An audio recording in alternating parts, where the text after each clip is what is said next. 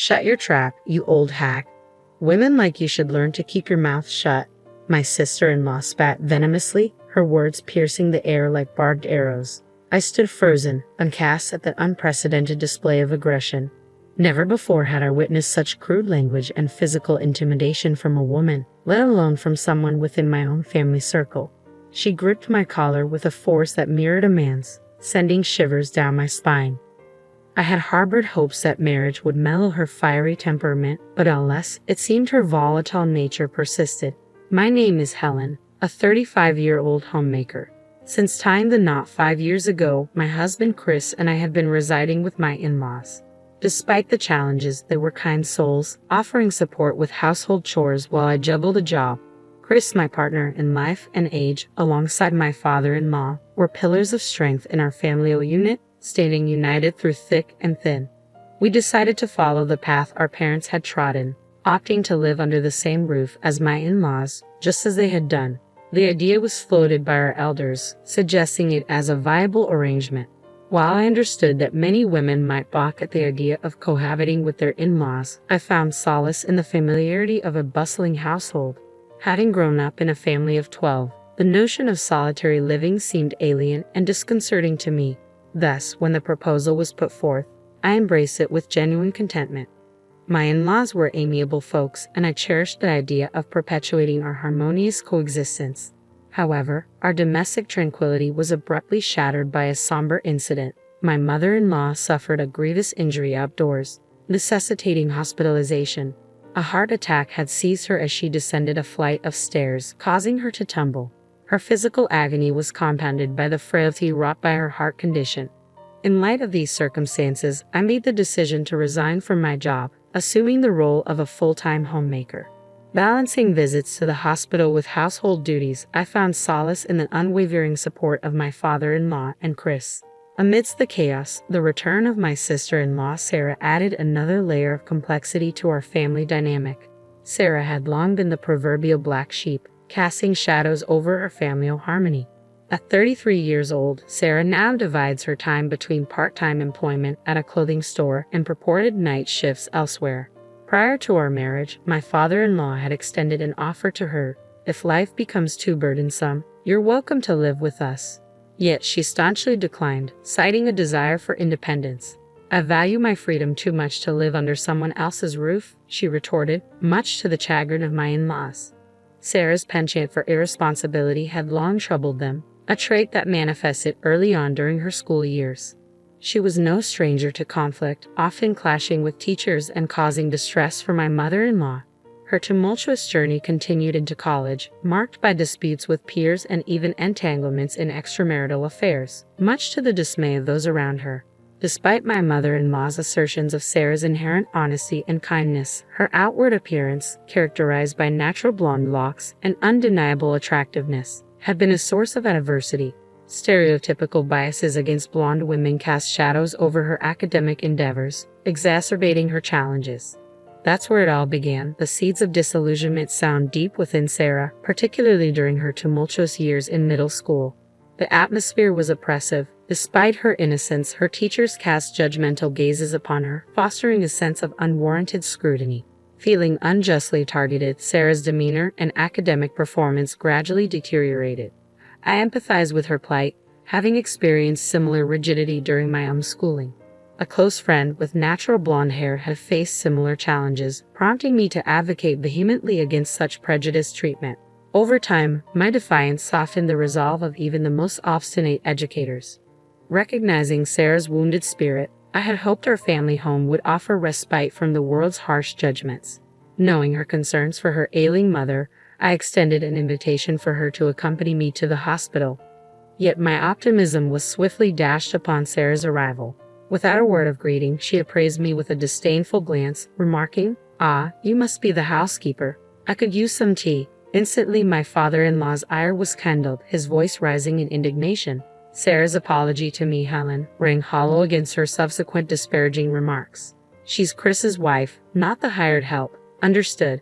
And she's perfectly lovely in her own right," my father-in-law retorted, his disappointment palpable. The venom in Sarah's words, casting aspersions on my appearance and Chris's judgment, served as a stark reminder of the deep-seated animosity festering within her. Despite the rising tide of anger within me, I made a conscious choice to respond with maturity, offering Sarah a warm smile. "Hello, Sarah. It's Helen, Chris's wife. Remember meeting at our wedding?" "Ah, yes, weddings are magical, aren't they?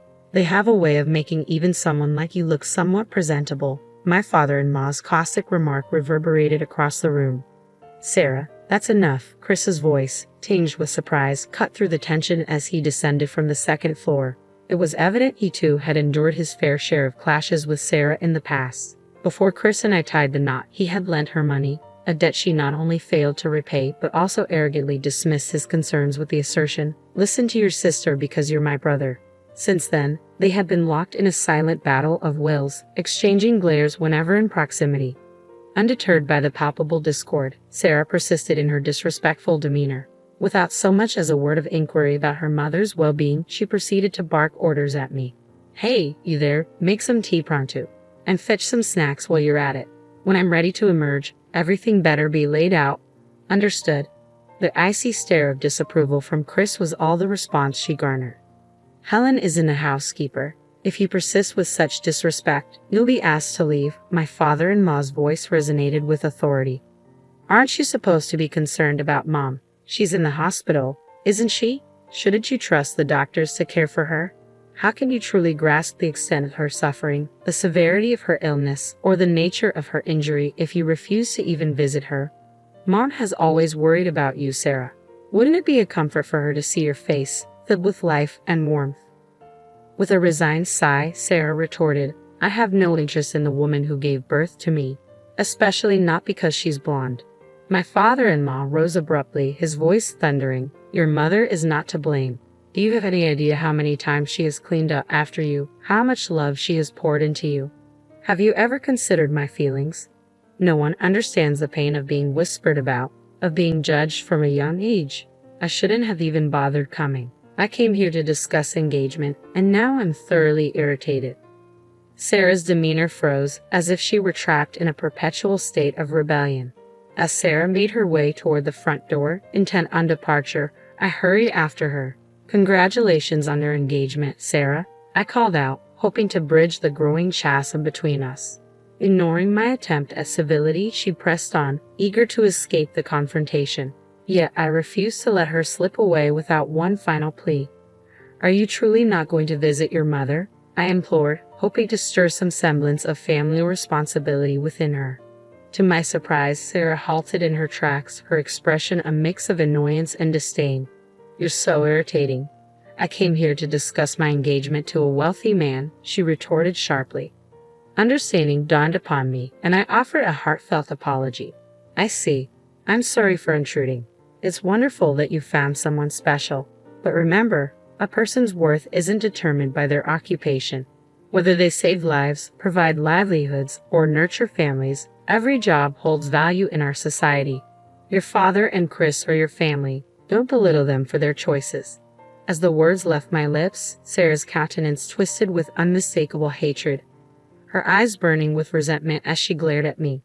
Before I could react, Sarah seized me by the collar, sending a shockwave of fear coursing through my body like an electric current. "Shut your trap, you old bag. Housekeepers like you should learn to keep quiet." Her words pierced through me, leaving me trembling with terror. My heart constricted painfully in my chest, rendering me speechless with fear. I struggled to vocalize my distress, but my voice failed me, drowned out by the overwhelming sense of dread. As Sarah's grip loosened, a wave of relief washed over me, allowing me to draw a shaky breath. "I'm bringing my fiancé over next week. Make yourself scarce and act like a proper housekeeper. Understood?" Sarah's parting words were delivered with venom, punctuated by the resounding slam of the door. I clung to the hope that her aggression would subside once she was married. It was a comforting thought, albeit tinged with uncertainty. 3 days later, a momentous event unfolded. While strolling through the neighborhood on a routine shopping trip, I stumbled upon a scene that tugged at my heartstrings. In the park, a young girl, on the cusp of starting elementary school, sat hunched over, her tear-streaked face buried in her hands. "What's the matter, sweetie?" I inquired gently, concern etched into my voice. "I lost my mom," she whimpered in response, her distress palpable. Drawing upon my own childhood antics, I recalled the countless times I had inadvertently wandered away from my parents' watchful gaze, only to be swiftly reunited with the help of my vigilant siblings. "Where were you when you got separated?" I asked, my tone soft and reassuring. "I don't know," she admitted, her voice tinged with uncertainty. After learning her name, I gently took her hand and began calling out loudly for her mother as we traversed the park.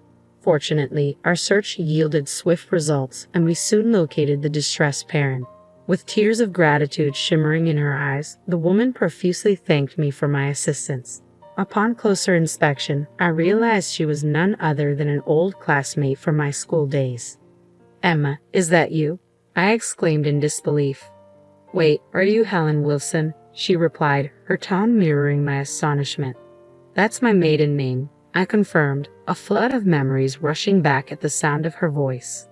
"I can't believe it's you, Emma. I'm sincerely sorry for the trouble," I apologized, feeling a pang of guilt for the inconvenience caused. "My daughter was chasing after a bird, and I lost sight of her. Thank you so much for helping us reunite," Emma explained, her voice tinged with relief. After sharing a hearty laugh, Emma and I couldn't shake the feeling that our chance encounter was more than mere coincidence. We exchanged contact details, pledging to catch up over coffee sometime soon. Although we had been classmates, we hadn't mingled much due to differing social circles. Yet, as adults, I sensed a missed opportunity for a potential friendship blossoming between us. The following day, I met Emma at a quaint cafe. Like me, she was a devoted housewife, her daughter currently navigating the realms of kindergarten. As we delved into conversations about our shared past and recent happenings, the hours slipped away effortlessly. However, when the topic of marriage arose, a flicker of concern crossed my features. My older brother is finally tying the knot, but I can't help feeling apprehensive. The woman he's marrying had quite a reputation as a troublemaker in our neighborhood. I confessed, a hint of worry lacing my words. "Perhaps she's turned over a new leaf. If your brother sees something in her worth marrying, let's hope for the best," Emma offered reassuringly. Then, with a mischievous twinkle in her eye, she dropped a bombshell. "By the way, did you know that my brother had a crush on you, Helen?" I was taken aback, my mind reeling with surprise. "What? But we weren't even in the same grade, were we?" I exclaimed, my mind racing to reconcile Emma's revelation. "You were quite the catch, Helen. You had everyone swooning over you. Did you know that even the guy I had a crush on wasn't you?" Emma disclosed his name, triggering a faint memory of his face, though I had never realized his feelings for me. "I admit I may have felt a twinge of envy toward you back then, but it's all water under the bridge now. I'm glad I finally spilled the beans," she chuckled, a sense of relief evident in her demeanor. "Well, this certainly complicates things. I always assumed the popular Helen would end up with the mature Chris," I mused, Emma's words prompting a trip down memory lane. Chris and I were indeed classmates, but like with Emma, we never really crossed paths. He was little more than a familiar face to me. However, at our reunion a decade ago, Chris confessed, "I've had a crush on you since we were kids." That's when I realized I wanted no one else but Chris. And here we are, happily married, I concluded with a smile, grateful for the twists and turns that led us to where we are today. Soon, it was time for Emma to collect her daughter, signaling the end of our tea time together. Later, during my visit to the hospital to see my mother-in-law, the topic of Sarah naturally arose. Concern etched across her face, my mother-in-law insisted I must be discharged immediately, attempting to mobilize despite her frail condition. "Since Chris is away on a business trip today, my father-in-law and I will take charge. We'll ensure Sarah's partner undergoes thorough scrutiny in place of my mother-in-law," I assured her firmly, prompting a chuckle from her. Witnessing her resilience, I resolved to tackle the impending marriage introduction with renewed determination. Come Saturday, Sarah arrived with her fiancé in tow. As memories of last week's altercation with Sarah flashed through my mind, a tremor of apprehension coursed through me. Nevertheless, I summoned my resolve and greeted them with a forced smile. Sarah's fiancé, a burly figure with a commanding presence, seemed taken aback upon seeing me, though the reason eluded me. Inviting them inside, my father-in-law and I exchanged pleasantries with Sarah's fiancé in the living room. However, as I busied myself boiling water, the exchange between my father-in-law, Sarah, and her fiancé unfolded in the living room. Regrettably, I missed catching his name amidst my tasks. Upon my return with the tea, I resolved to properly greet him. However, as I set the cups on the table, Sarah's taunting smirk caught me off guard. Isn't it amusing to have this woman as our housemaid? She's essentially working for us, free of charge. Quite the joke, don't you think? Sarah's words sliced through the air, stinging with disdain. To hear such disparagement during our marriage introduction was beyond comprehension. Sarah's audacity left me speechless, though my indignation simmered beneath the surface. Thankfully, my father-in-law wasted no time in reprimanding Sarah. "Sarah, that's enough," he admonished sternly. Attempting to diffuse the tension, Mike interjected with a gentle tone. "I apologize. Sarah, why do you refer to her as a housemaid?" Despite his outward calm, Mike's disapproval was palpable as he fixed Sarah with a stern gaze. Unfazed, Sarah continued her tirade. "Well, that's precisely what she is, isn't it? Just look at her, hair tied back in a simple knot, wearing cheap clothes and an outdated apron.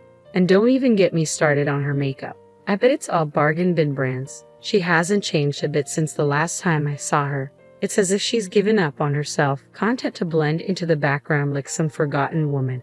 My father-in-law seemed on the verge of erupting into a full-fledged outburst, while Mike appeared visibly shaken, his complexion draining of color. "Don't you realize we attended the same grade school?" he interjected, his voice tinged with disbelief. "When Sarah was in 7th grade, she should have been in 9th. I assumed everyone in the neighborhood knew that." My father-in-law's response was tinged with regret.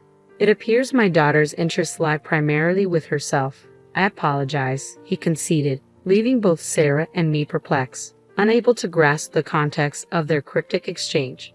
Attempting to clear the air, I turned to Mike, seeking clarification. "Do you happen to know who I am?" I inquired, prompting a smile from him. "My apologies for the delayed introduction. You were Helen Wilson before marriage, correct?" "I'm Mike. My sister recently mentioned meeting you." "Oh, and Emma, your sister, mentioned her brother's impending marriage. I never imagined it would be with Sarah," I exclaimed, my astonishment evident in my voice, perhaps a touch too loud. Curiosity piqued, I pressed further. "What did you mean by people in the neighborhood knowing about me? Is it because I come from a large family?" Mike chuckled at my inquiry. "There are numerous reasons," he replied cryptically. "Didn't you know, Mrs. Wilson, you were quite the local legend? Not only were you charming, but you also stood up to the toughest teachers, earning their respect. You served as student council president in both middle and high school, and rumor has it you turned down over 300 suitors. That's just scratching the surface of your reputation." As Mike's words sunk in, a flush of embarrassment crept up my neck, surely turning my cheeks a bright shade of crimson. "Oh, come on, that's an exaggeration," I protested, attempting to downplay my supposed achievements. "Sure, I come from a large family, but I hardly did anything remarkable in school. And as for rejecting suitors, it's more like 5, not 300. Actually," Mike interjected, "my sister mentioned how you stood up for a classmate with naturally blonde hair, challenging the prejudice against them. Your actions may not have instantly changed attitudes, but they certainly made an impact." Sarah's sharp retort cut through the air. "But weren't Helen and I in different schools? I always felt like an outcast," she countered, her voice tinged with bitterness. My father-in-law intervened, gently guiding the conversation back on track. "Sarah, Helen attended the same school as you," he clarified. "Despite the gradual shift in attitudes towards blonde-haired students, your decision to dye your hair various colors only exacerbated tensions with the teachers." His words hung in the air, a sobering reminder of the choices that had shaped our respective paths. Sarah's expression morphed from shock to a disturbing grin as she processed the implications of her actions. "So, if I hadn't dyed my hair, blonde would have been acceptable," she mused aloud, a hint of incredulity in her voice. However, her demeanor quickly darkened as she redirected her attention to me, her tone dripping with condescension. "Helen, despite your vibrant school days, look at you now, a mere housewife, devoid of any sense of style," Sarah taunted, her words laced with disdain. "Taking care of your mother-in-law and managing household chores must be quite the burden. You may have had your glory days, but now, there's nothing to boast about. This is what happens when you settle for an office worker like my brother. It's quite pitiful, really. Where he is, look at me, I'm the real winner," she crowed, punctuating her diatribe with a mocking laugh. Before my father-in-law could interject, I spoke up, determined to assert myself. That's merely your perspective, isn't it? I countered calmly. I find immense joy and fulfillment in my current life. I'm surrounded by a loving husband and supportive in-laws.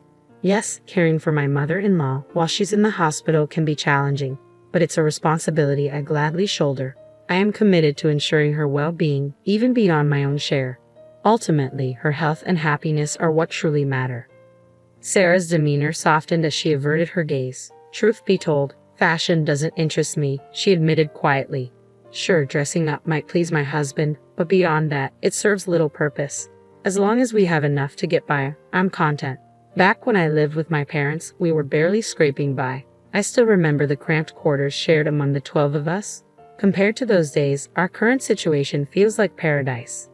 Mike stood a little taller, addressing my father-in-law with sincerity. Sir, I must apologize. Originally, I came here to seek your daughter's hand in marriage. However, after hearing Sarah's sentiments, I've come to the conclusion that I am not suited to be her husband. Please forgive my abrupt change of heart. My father-in-law's response was measured yet understanding. Given the circumstances, it's evident that not many would be keen on marrying Sarah, he acknowledged. I will protest if you choose to call off the engagement. Please accept my sincerest apologies for any inconvenience caused. Mike offered another apology before rising from his seat. Sarah, who had remained tense throughout, suddenly sprung into action, seizing onto Mike's leg. Hold on a minute, you're the one who proposed, aren't you? She exclaimed, her voice trembling with desperation. How can you speak of calling off our marriage so casually? I won't tolerate living with someone who demeans my brother's wife and ridicules her in our own home. My family consists of my brother, his wife, and my sister, and I refuse to let them be hurt by your behavior. Rest assured, I'll treat your family with kindness. That's a given. In response, Mike's tone hardened. So, you tailor your behavior based on others' status? You look down on those you consider beneath you and fawn over those you perceive as superior, he accused, his disappointment palpable. I regret not seeing this side of you sooner, but now that I know, I can't continue to love you. Please release my leg if you understand, he implored gently. With those words, Sarah relinquished her grip, sinking to her knees as tears streamed down her face, overcome with emotion. My father-in-law and I left Sarah to her emotions and escorted Mike out. Following that incident, Sarah decided to move out of the house once again. Historically, whenever she encountered financial hardships, she turned to my father-in-law for support, and he'd rarely assist her. However, given her recent disrespect towards my mother-in-law and her treatment of me as a mere maid, he made the difficult decision. My father-in-law made a firm decision not to extend any financial assistance to Sarah, regardless of her pleas. It appears Sarah now works in a clothing store, seemingly having outgrown her previous ventures into night work. However, her job doesn't seem to provide the means for her desired designer purchases, leaving her in a tough spot. Her blatant pursuit of money has left her with few allies willing to lend a hand. After being deserted by Mike and met with cold indifference from my father-in-law, Sarah sought solace from my mother-in-law. It's disheartening to witness how she resorted to tears and manipulation, attempting to elicit sympathy and financial aid from the ailing woman. Despite her own health concerns, my mother-in-law was moved by Sarah's display, but she ultimately made the difficult choice to sever ties with her. Since then, Sarah has vanished from our lives. Following my mother-in-law's discharge from the hospital, I became her constant companion, offering support as she adjusted to using a walking stick. Determined to make her daily life more manageable, I began seeking out ways to streamline household chores, ensuring her comfort and well-being. As my efforts to assist my mother-in-law gained recognition from my in-laws and Chris, expressions of gratitude flowed freely. I should be the one thanking all of you. Your support has been invaluable to me, I humbly responded, met with warm smiles from all around. Their appreciation brought me immense joy, fueling my sense of fulfillment. Maintaining regular contact with Emma, our occasional coffee outings provided moments of respite amidst the daily routines. However, the most significant news came when I discovered I was pregnant. The excitement and joy reverberated throughout the family, with my parents and siblings joining in the celebrations. I'm truly grateful for the outpouring of love and support from everyone. While I know the journey of childbirth and raising the child will present challenges, I am eager to embrace each moment with gratitude and cherish every precious memory, I reflected, filled with anticipation for the journey ahead.